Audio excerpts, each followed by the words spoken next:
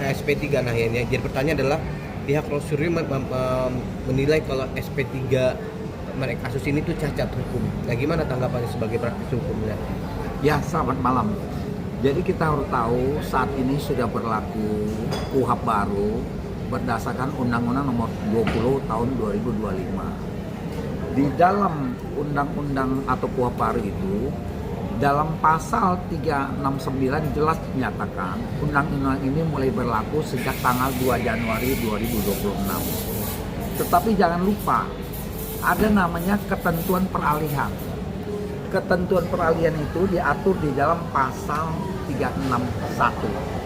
Nah, khusus di dalam pasal 361 ada namanya huruf A, di mana berbunyi pada saat undang-undang ini mulai berlaku, perkara tindak pidana yang sedang dalam proses penyidikan dan penuntutan, penyidikan atau penuntutannya diselesaikan berdasarkan ketentuan dalam Undang-Undang Nomor 8 Tahun 1981 tentang hukum acara pidana. Oleh karena itu, SP3 dan juga mekanismenya tetap berlaku kepada KUHP lama, yaitu Undang-Undang Nomor 8 Tahun 81. Nah, di dalam KUHP lama itu diatur mengenai SP3, yaitu di pasal 109 ayat 2 KUHP. Bunyi intinya seperti begitu. Intinya, penyidik dapat menghentikan penyidikan apabila satu, tidak terdapat cukup bukti. Satu. Atau peristiwa tersebut bukan tindak pidana. Atau tiga, penyidikan dihentikan demi hukum. Jadi hanya ada 3 alasan itu. Sedangkan penyidikan dihentikan itu diberitahukan kepada satu, penuntut umum, atau dalam hal ini jaksa peneliti kalau menurut KUHP lama, ya. Kemudian tersangka atau keluarganya. Inilah yang disebut SP3 atau surat perintah penghentikan penyidikan. Ya. Jadi ciri utamanya itu semuanya kewenangan penyidik. Kebesarannya diberitahu, bukan menyetujui. Tidak ada batas waktu penyidikan harus selesai kapan. Kontrol utamanya hanya melalui pra-peradilan. Apabila dihentikan, bisa dibuka dengan mekanisme pra-peradilan apabila diperintahkan oleh hakim.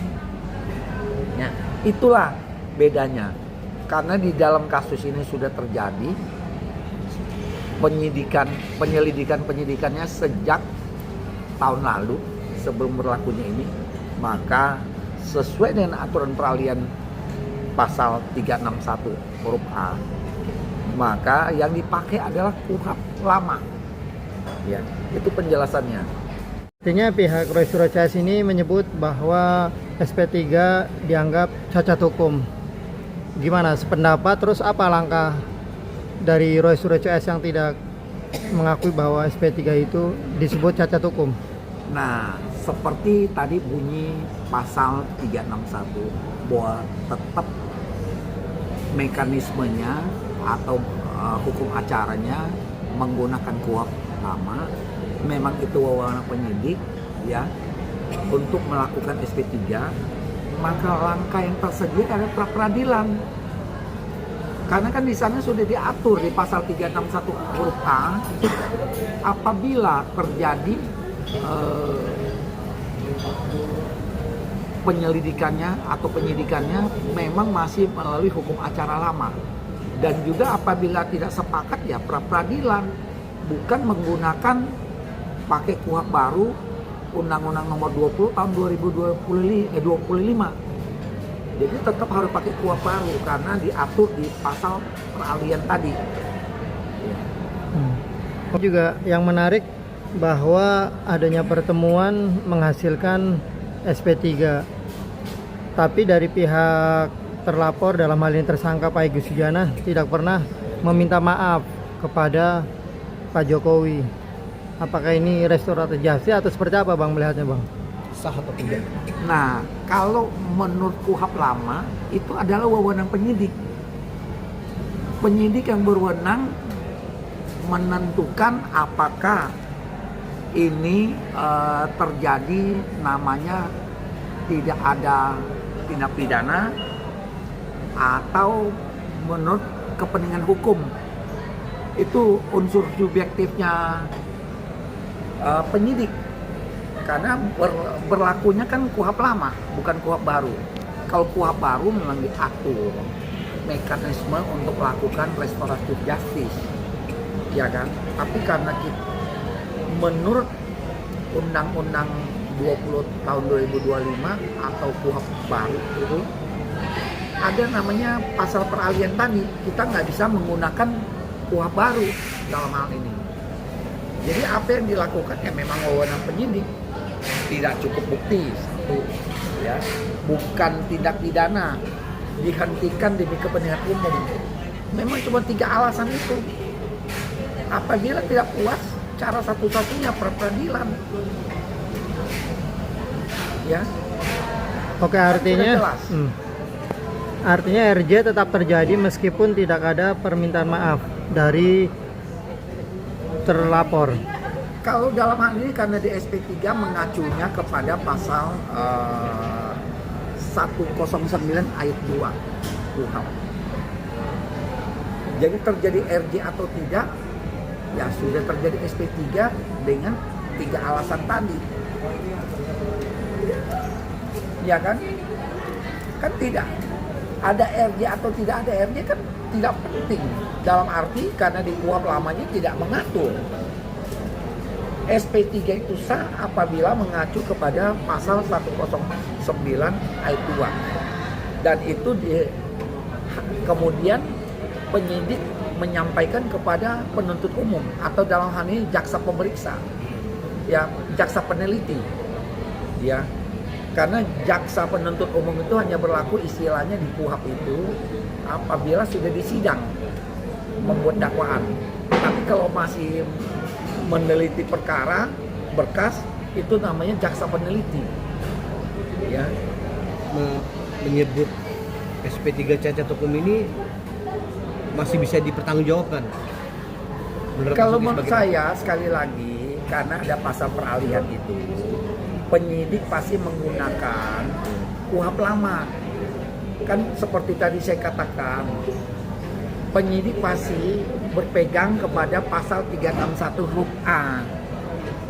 Ya, bahwa perkara yang sedang dalam proses penyidikan atau penuntutan maka digunakanlah mekanisme KUHP lama, tidak menggunakan KUHP baru. Apabila ada yang menggunakan KUHP baru, dia lupa mungkin membaca ketentuan peralihan di pasal 361 huruf A tadi. Tapi sebenarnya secara hukum cacat hukum nggak SP3 yang dilakukan oleh.